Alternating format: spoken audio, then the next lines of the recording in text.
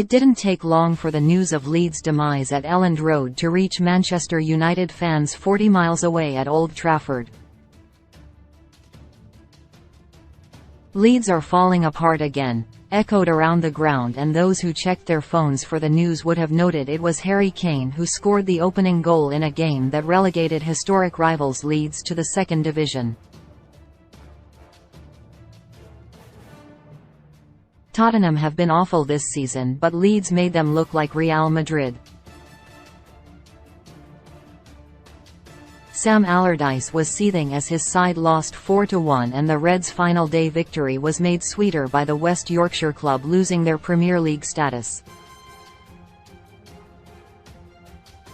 Although Kane took no extra joy from his role in sending Leeds down, that might change in the future should he play them in the future wearing a United shirt. This summer window seems like now or never regarding his future at Spurs. The media-trained Kane was asked about his future after the final whistle on Sunday, and he told BT Sport, "It has been a disappointing season. We can't let this win dust over that.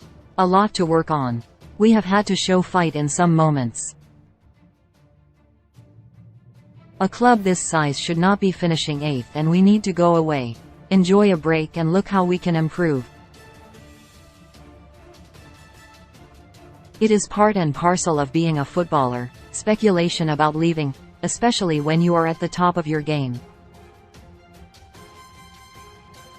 I have focused on this season and helping the team as much as possible. I am forward to a nice break and some games with England.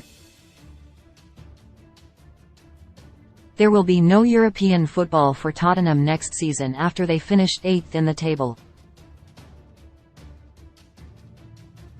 They have hit rock bottom. Conceding 5 goals in 20 minutes against Newcastle was comical, and Kane deserves better."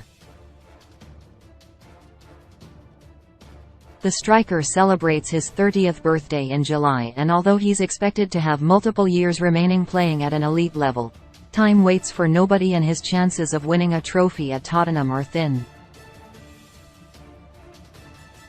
Kane has scored 30 league goals this season, and that is a remarkable return, considering how poor Tottenham have been.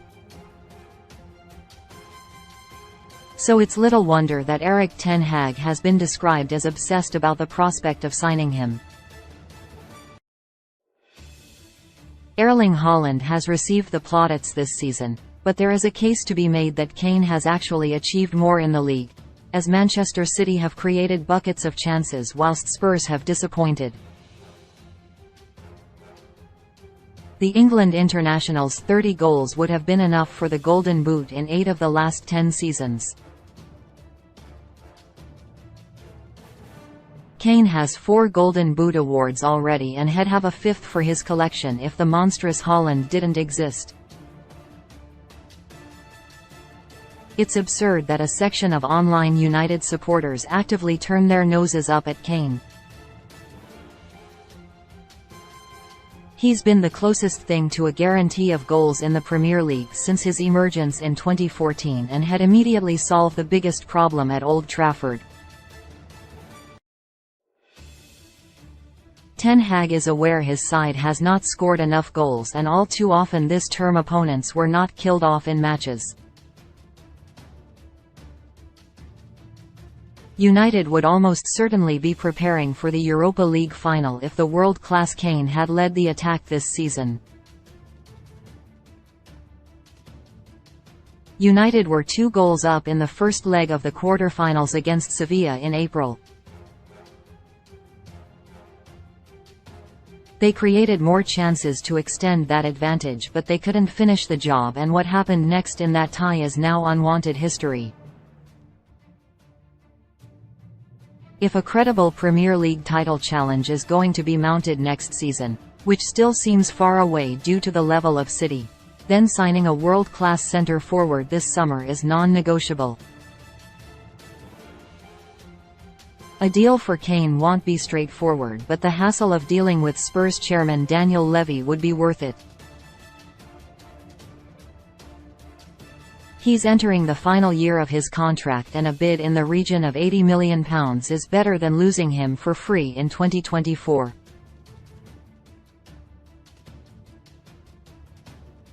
Now and then